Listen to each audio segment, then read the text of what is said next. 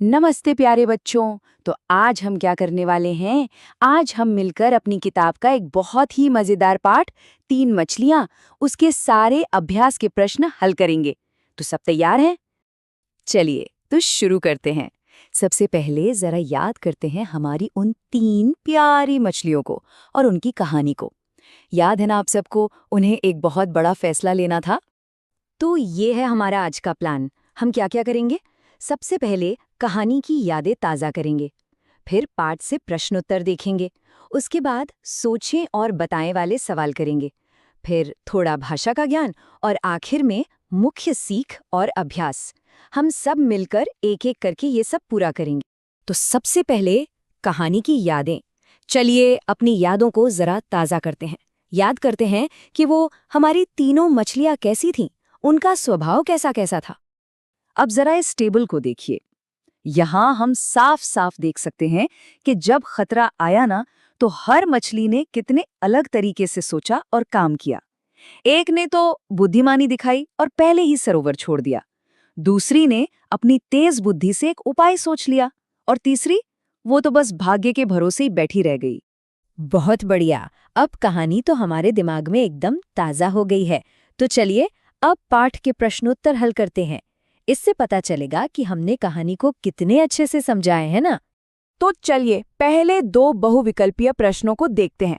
पहला सवाल है क अनागत विधाता को बहुत बुद्धिमती क्यों कहा गया है? और इसका सही जवाब है तीसरा, क्योंकि वो भविष्य की समस्याओं का हल पहले ही निकाल लेती थी। और दूसरा सवाल ख मछुआरों की बातें सुनकर मछलियों ने सभा क्यों की? इसका जवाब है दूसरा, अपने प्राण बचाने के लिए कोई उपाय ढूंढने के लिए। देखिए, इससे हमें दूरदर्शिता और टीम वर्क का महत्व पता चलता है। और अब अगले दो सवाल। ग मछुआरों ने प्रत्युत्पन्नमति को जाल से बाहर क्यों फेंका? क्योंकि आए उन्हें जीवित मछलियां चाहिए थीं। उसने मरने का नाटक किया और उन्होंने उसे वापस फेंक दिया। और घ जाल में कौन कौन फंस गया? जवाब है आए, प्रत्युत्पन्नमति, यद भविष्य और दूसरी बड़ी मछलियां। तो देखा, प्रत्युत्पन्नमति की तेज बुद्धि ने उसे बचा लिया। चलिए अब एक मजेदार अभ्यास करते हैं, स्तंभों का मिलान। हमें स्तंभ क के शब्दों को स्तंभ ख के सही शब्दों से मिलाना है। तो सुंदर क्या था? सरोवर, बिल्कुल सही। अनागत विधाता कैसी थी? बुद्धिमती। प्रत्युत्पन्नमति, उसकी बुद्धि तीक्ष्ण और तीव्र थी। यद भविष्य, आलसी। और बड़ी बड़ी मछलियां। देखा कितना आसान है। अब आते हैं छोटे सवालों पर। पहला सवाल, सभी मछलियां क्यों डर गई थीं? जवाब बहुत सीधा है, वो इसलिए डर गईं क्योंकि उन्होंने मछुआरों को अगले दिन जाल से उन्हें पकड़ने की योजना बनाते हुए सुन लिया था। और दूसरा सवाल, किस मछली का मानना था कि जो होना होगा सो तो होगा ही? हाँ, ये यद भविष्य का मानना था, क्योंकि वो आलसी थी और सब कुछ भाग्य पर छोड़ देती थी। और अगले सवाल, अनागत विधाता ने बचने की क्या योजना बनाई? उसने सुझाव दिया कि सभी को सुबह होने से पहले ही तालाब छोड़कर पास के तालाब में चले जाना चाहिए, पहले से तैयारी। और प्रत्युत्पन्नमति ने खुद को कैसे बचाया? उसने मरे हुए होने का नाटक किया, मौके पर बुद्धि का इस्तेमाल। तो देखिए, एक ही मुसीबत से बचने के दो अलग अलग पर असरदार तरीके हो सकते हैं। बहुत बढ़िया। अब हम कुछ ऐसे सवालों पर बात करेंगे जो हमें कहानी और उसकी सीख के बारे में थोड़ा और गहराई से सोचने पर मजबूर करेंगे। तो चलिए थोड़ा सोचते हैं और बताते हैं। तो ये सवाल हमारे अपने अनुभवों और सोच के बारे में है। जैसे, क्या आप कभी किसी तालाब या नदी पर गए हैं? वहां क्या क्या देखा? और दूसरा, एक बहुत जरूरी सवाल, क्या हमें अपना काम भाग्य के भरोसे छोड़ देना चाहिए? जवाब है नहीं, क्योंकि सफलता के लिए प्रयास और बुद्धिमानी बहुत जरूरी हैं। यहाँ हमें अपनी कल्पना का इस्तेमाल करना है। सोचिए, अगर आप यद भविष्य की जगह होते तो खुद को कैसे बचाते? शायद आप भी प्रत्युत्पन्नमति की तरह मरने का नाटक करते या कहीं छिपने की कोशिश करते, है ना?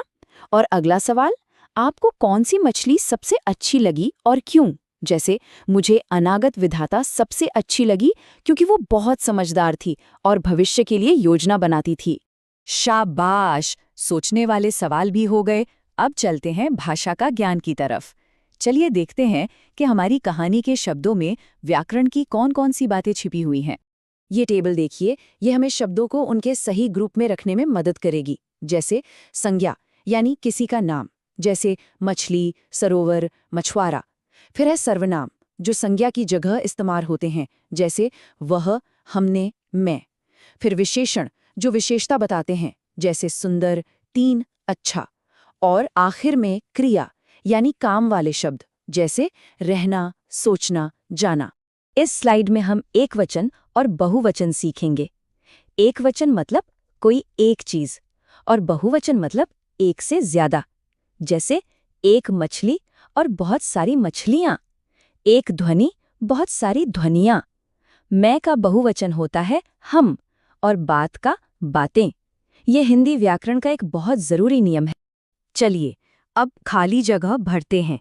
हमें इन वाक्यों को सही शब्द लगाकर पूरा करना है। क, ऐरान मछलियों पर गया। ख, मछुआरों की बातें तीनों मछलियों ने सुन ली। ग, उत्तर भारत के एक सुंदर सरोवर में 3 मछलियां रहती थीं। देखा, सही शब्द लगाने से वाक्य कितने अच्छे से पूरे हो गए। और यहाँ देखिए विराम चिन्हों का जादू।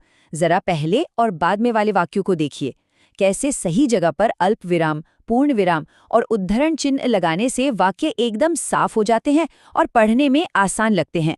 इनके बिना तो पता ही नहीं चलता कि कौन बोल रहा है और कहाँ रुकना है। बहुत बढ़िया, हमने सारे अभ्यास पूरे कर लिए हैं।